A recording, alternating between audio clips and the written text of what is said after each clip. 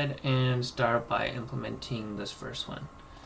So, right, so if we land on top of an object, what do we want to do? We want to set y to temp.getY minus get height. And in here we want to do set velocity of y to 0 and jumped equal to false. And I'm just going to write all this code first and then I'll explain each one after. So let's do set y dot temp dot get y plus temp dot get height. Oops, we don't want that.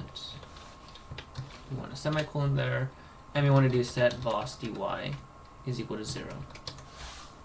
And here we want to do set x is equal to temp get x minus get width, and we want to do set x temp dot get x plus temp dot get width. Okay.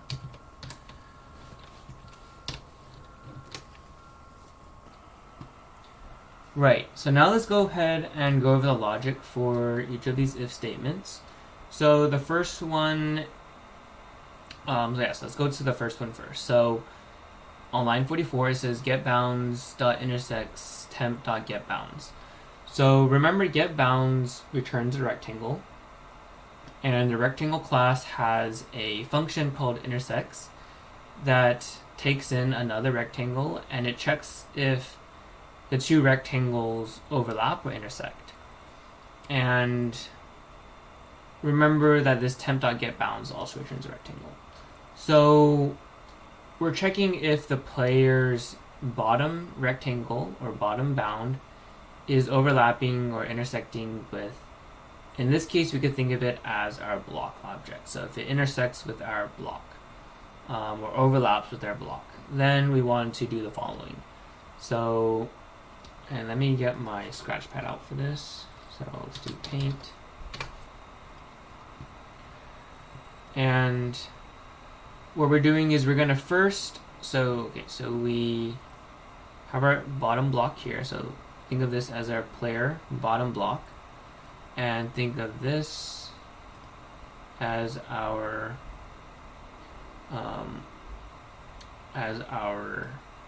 temporary get bounds our block. Okay, so this is our player and this is our block, and now they're intersecting. So what do we want to do? So let's just draw an arrow here. So we want to first set the y position to so we want to set the y position of our player to the temporary object's y position. So this is the temporary object's y positions right here. Right, so this whole thing right here is the y position, and we want to get the height of our player object, which is right this, and we want to go ahead and subtract it. So remember the coordinate system for this canvas, right? Subtracting, so this is 1 0 and this is 0 1, and so if we subtract, right, it's going to go in the upward direction, right? So if we're going from 1 to 0, right, we're subtracting, we're decreasing, then we're going in the upward direction. So we get the y position of our temporary object, and then we subtract by the height of our player, and so that's going to be like this up here, and it resets our player object to be right above our block. And the next thing we're going to do is we're going to go ahead and set our velocity y back to 0, and we're going to now set our jumped to false. So once jump gets set to false, or once it's false, then we can go ahead and do another jump. Remember, in our key input, we're checking here to see if player has not jumped yet, right? So if not handler.get player dot has jumped. So if it's not jumping currently, then you can go ahead and jump. So this is where we're going to reset that. Okay.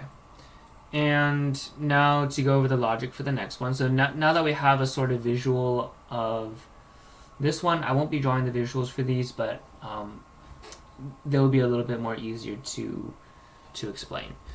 So now we're going to do the top collision. So if the top of our player intersects with our block, in this case, then what are we going to do? So we're going to set the Y position to our temporary block's position, so what we did last time, and this time we're going to go down. So we're going to, actually I'll go ahead and draw this again because it's sort of confusing. So let's go ahead and delete all of this. So what this one is doing is, so we have our block. Oh, whoops. Yeah, we have our block. And now we can't see it very well. Let's go ahead and increase the size. So now we have a block. And we have our, we have our player, and then now we have our block here. So our block will be purple. And this is going to be the top of our player object is going to intersect with our block here, right? So this is what it looks like. And when this happens, we want to set the Y of our player. So let's go ahead and draw an arrow again and draw our block here, and we have our player here. So we want to move the player's Y position to, so this is the temporary get Y's position right here, right? So this line is temporary get Y, and we want to add the temporary get height. So this is the temporary get height right here, right? So we just want to add it, so it's going to go all the way down here. Okay, so now our player is going to be right below it, where it's not intersecting anymore, and we're going to reset the Y again back to 0. So that's what this one looks like. Okay, and let's go ahead and clear this up. And for this right bound, so our player's right bounding box, so we have our player here, and we have our block here, and it intersects. And what do we want to do? We want to set the X position now to our temporary.getX. So our getX will be right here. All right, so this is our temporary.getX. Let's do another color. This is our temporary.getX. And we want to do a minus get width. So we want to go the width of our player object, and now our player is going to be right here. Okay, so it's no longer going to be intersecting our object here, our block. And for the last one, it's very similar. So our player object is here, and our block is going to be, so this is our player's left bound, so it's going to be intersecting here. And we want to go ahead and set the X position of our player to temporary get X. So temporary is going to be right here, temporary get X, and we want to add it by the width of our temporary object. So it's going to be over here, right?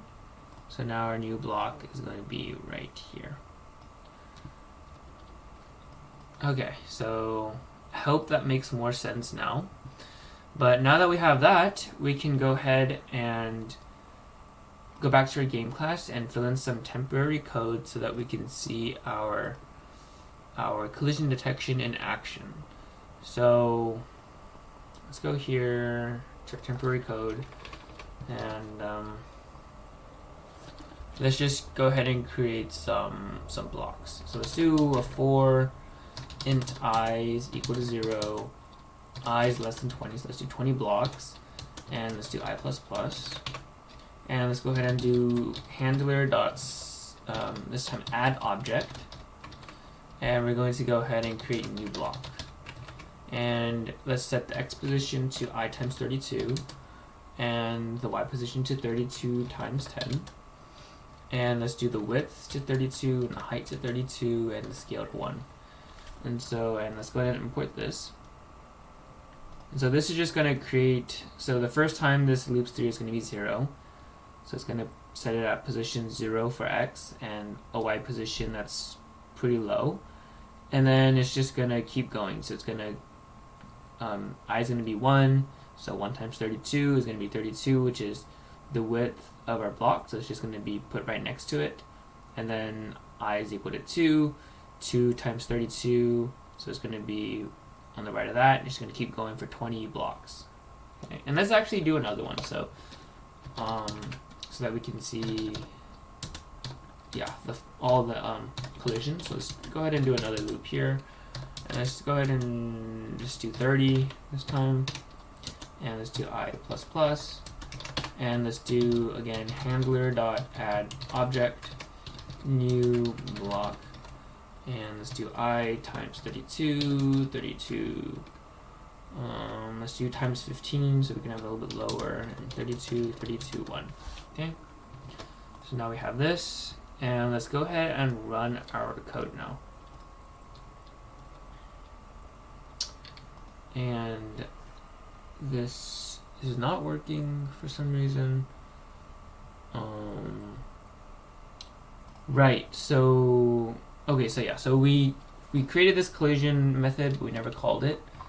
So let's go ahead and call that in our update method. So every tick we're gonna see if we're colliding with something, and if it is, we're going to take the appropriate action, right? So let's go ahead and run this again. And okay, so you can't see the blocks, but they're there, and you can see that it stopped because of it.